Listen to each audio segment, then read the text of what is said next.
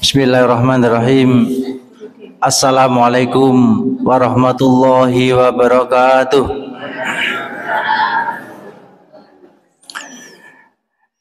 Innal hamdalillah nahmaduhu wa nasta'inuhu wa nastaghfiruh wa na'udzu billahi min syururi anfusina wa min sayyiati a'malina may yahdihillahu fala mudhillalah wa may yudlil fala hadiyalah. Asyhadu an la ilaha illallah wahdahu la syarikalah wa asyhadu anna Muhammadan abduhu wa rasuluh la haula wala quwata illa billahil aliyyil azim. Bapak-bapak, ibu-ibu, adik-adik, para jamaah Masjid Syafil Ummah rahimakumullah.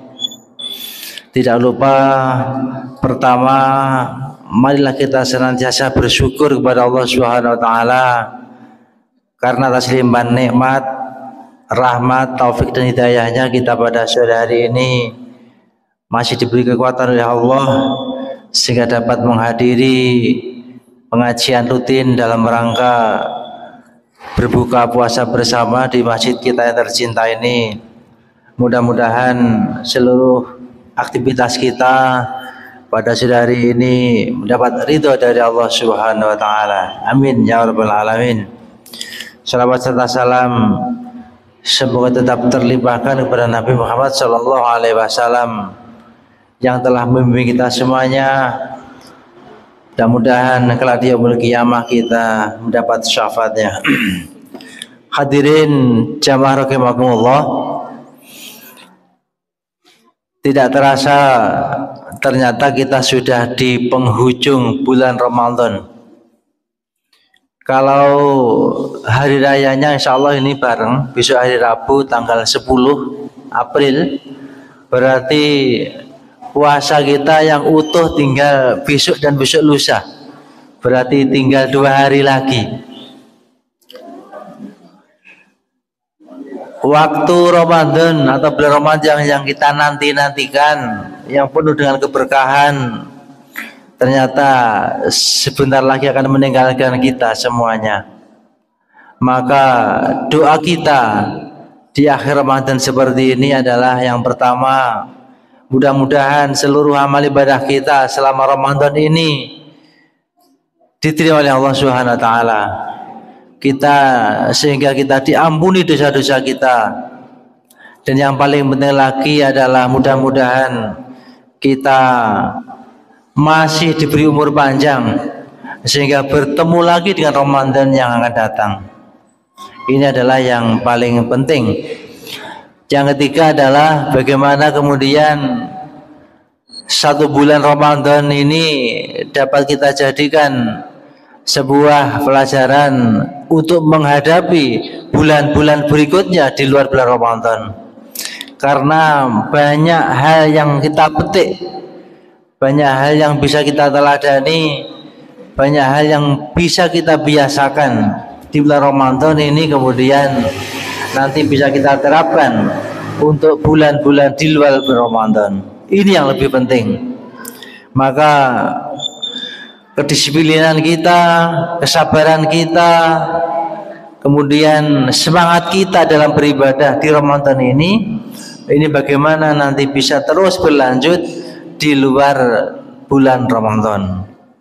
Ini yang paling penting itu. Oleh karena itu sekali lagi mudah-mudahan kalau Ramadan ini adalah syahrul tarbiyah atau bulan pendidikan, maka sejauh mana kita bisa menerapkan proses pendidikan di Ramadan ini untuk memperbaiki diri kita sampai nanti di luar bulan Ramadan. Bapak Ibu rahimakumullah, kami akan membacakan sebuah hadis yang terkait dengan penting sekali ini karena terkait dengan masalah sholat. Bismillahirrahmanirrahim. Hadis Abu Hurairah radhiyallahu anhu berkata, Inna awwala ma yuhasabun nas bihi yaumal qiyamati min amalihim as-shalah. Qala yaqulu rabbana azza wa jalla li malaikatihi wa a'lamu ungduru fi sholati abdi atammaha aw naqasahu fa in kanat tamatan kutibat lahu tamatan wa in kana ing taqasa minha syai'an qala ungduru hal ibadi min tatawwu'i fa in kana lahu tatawwu'a qala atimmu li abdi faridatan tatawwa'ah thumma tukhadul a'malu ala dzalik. Ini saya bacakan arti yang ngeten. Niki pentingnya judulnya mungkin ngeten, pentingnya kita memperhatikan sholat rawatib atau sholat sunnah rawatib. Dalam hadis ini diterangkan begini, sesungguhnya amal manusia yang pertama kali dihisab kelak di hari kiamat adalah sholat. Jadi sholat kita ini adalah merupakan sentral dari seluruh ibadah kita. So oleh Allah yang pertama kali dihisab adalah sholat kita. Kemudian Rasulullah SAW bersabda lagi, Allah Azza wa Jalla berfirman kepada para malaikat, sedangkan ia lebih mengetahui. Allah berfirman begini kepada malaikat, lihatlah sholat hambaku, sudahkah ia melaksanakan sholat dengan sempurna atau terdapat kekurangan. Jadi Allah menyuruh malaikat suruh melihat sholat-sholat kita ini sempurna atau masih ada kekurangan. Kemudian Allah berfirman, bila ibadahnya telah sempurna maka ditulis untuknya pahala yang sempurna pula. Namun bila ada sedikit kekurangan maka Allah berfirman, lihatlah apakah hambaku memiliki sholat sunnah. Bila ia memiliki sholat sunnah maka Allah berfirman, sempurnakanlah untuk hamba-hambaku dari kekurangannya itu dengan sholat sunatnya. Demikian semua ibadah akan menjalani proses yang serupa. Bapak Ibu rahimakumullah, saking pentingnya ibadah sholat niku, karena yang pertama kali dihisab oleh Allah SWT, sampai Allah itu memberikan diskon. Hei para malaikat, coba delon sholati hambaku, wis bener apa urung? Wis sempurna apa dereng? Lek wis sempurna, catatan sudah sempurna sholatnya. Tapi bila belum sempurna, delon sholat sunate piye? Tertib apa ora? Lek sholat sunate tertib, mongko sholat fardu yang belum sempurna tadi tutuplah dengan sholat sunatnya. Niki menggambarkan pentingnya sholat sunat rawatib. Jadi ini kelasnya rawatib tok. Sholat sunat rawatib. Sholat sunat rawatib itu adalah sholat sunnah yang mengiringi sholat fardu kita. Makanya nek pun bar sholat pun kesusu kondur, kita tambah sholat sunnah kita. Untuk apa? Menyempurnakan sholat fardu kita tadi. Ya mbok menawa. Jangan-jangan tadi pas sholat fardu itu kita kurang sempurna. Pas takbiratul ikram kelingan jangan itu ingat. Pas takbiratul ikram kelingan PTA mungkin untuk dipakan dan lain-lain. Bermacam-macam. Akhirnya mengurangi kesempurnaan kita. Nah, ini kemudian ditutup dengan salat rawatib.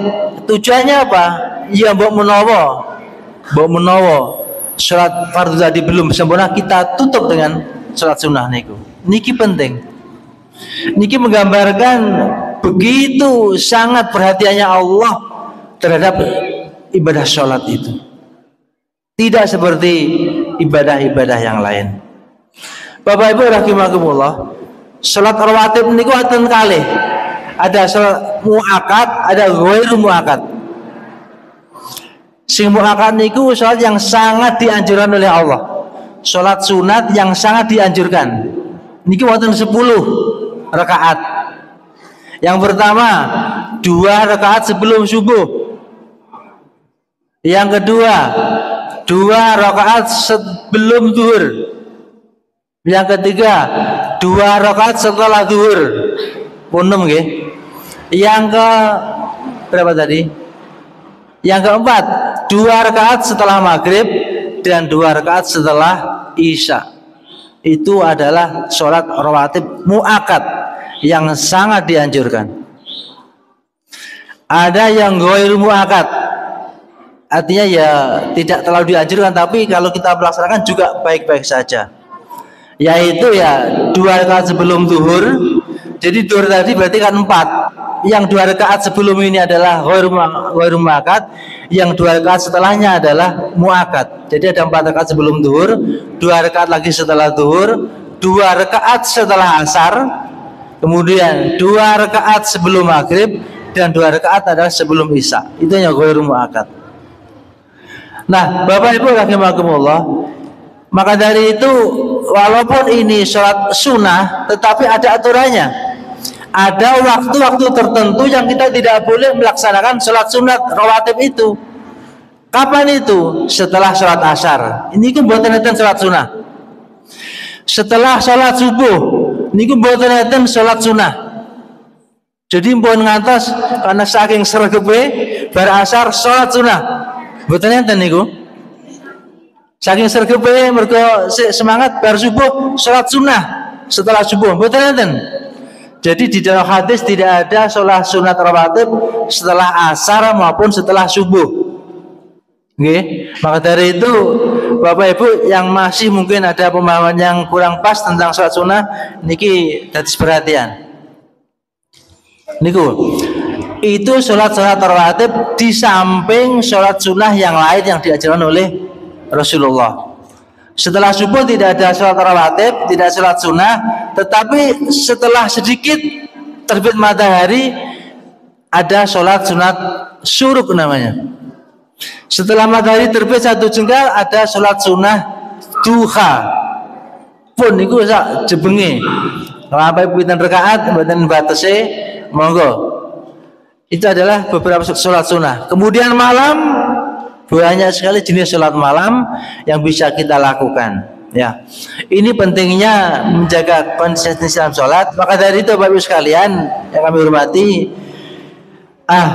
karena rawatib, sholat rawatib itu tujuannya adalah untuk menyempurnakan sholat fardu kita, maka sebaiknya kita motivasi diri kita jangan sampai kemudian kita meninggalkan sholat sunat rawatib itu. Kalau tidak terpaksa repot sekali diusahakan, yaitu 2 rakaat sebelum subuh. Makanya ngeten carane, lupa sik mlaku teko perapatan wis qomat Pak Mas Ngudi. Berarti jen tangine kirang awal. Tangine rada awal ngoten datang ke masjid, adzan itu sudah mulai datang ke masjid. Di masjid kita ini sudah kita biasakan ada jeda 10 menit dari adzan sebelum qomat. Itu cukuplah kalau untuk sholat sunnah 2 rakaat. Sudah ada timernya di sana. Niku 2 rakaat sebelum subuh, 2 rakaat sebelum zuhur, 2 rakaat setelah zuhur, kemudian 2 rakaat setelah maghrib, dan 2 rakaat setelah isya. Niku kalau bisa bawa repot kaya apa niku diusahakan. Ngeten niki maghrib walaupun rada luwe mergo takjile namung jajan mboten aku susu kondorin. Setelah maghrib sholat sunnah dulu 2 rakaat baru pulang untuk segera buka di rumah. Itu adalah hal-hal yang terkait dengan sholat sunat.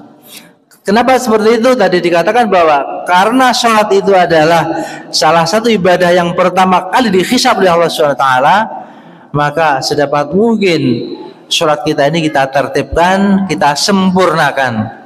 Bila belum sempurna, kita sempurnakan dengan sholat sunnah tersebut. Bapak Ibu rahimakumullah, oleh karena itu kita belum terlambat, masih ada waktu sekitar beberapa hari ini untuk Ramadan kita. Maka semangat untuk sholat, semangat untuk sholat malam, semangat untuk sholat rawatib yang kita lakukan selama Ramadan ini, marilah kita jaga nanti sampai di luar bulan Ramadan. Semangat kita masih tetap seperti semangat di bulan-bulan Ramadan seperti ini. Konten nggih. Wabillah itu yang dapat kami sampaikan. Mudah-mudahan ini menambah motivasi kita dan rangka untuk menambah ibadah kita kepada Allah dan untuk menyempurnakan sholat wajib kita. Mudah-mudahan sholat yang telah kita laksanakan ini nanti bisa diterima oleh Allah. Maka saya tambahkan sedikit, kenapa kita kok sholat jamaah di masjid? Ini salah satunya adalah untuk menyempurnakan sholat fardu kita ini. Karena salah satu hikmah dari sholat jamaah itu adalah untuk menyempurnakan sholat kita. Sesuatu kalau dilakukan dengan jamaah niku lek awake dhewe boten sempurna, yang lain menyempurnakan, maka kita ikut sempurna sholat kita. Maka ini salah satu fadilahnya sholat berjamaah. Selain pahalanya berlipat ganda 27 derajat, maka bisa untuk menyempurnakan sholat kita. Lek awake dhewe sholatnya belum sempurna, maka dengan berjamaah itu akan kita sempurnakan. Karena yang insya Allah dari sisi yang ikut jamaah itu adalah ada yang sempurna sholat kita, maka kita ikut sempurna. Bapak Ibu rahimakumullah, kira-kira demikian dan dapat kami sampaikan. Mudah-mudahan seluruh ibadah kita selama Ramadan ini senantiasa diterima oleh Allah, dan mudah-mudahan kita masih bisa bertemu lagi dengan Ramadan yang akan datang. Terima kasih. Ada kurang dan lebihnya mohon maaf. Setelah lagi maghrib kami akhiri. Assalamualaikum warahmatullahi wabarakatuh.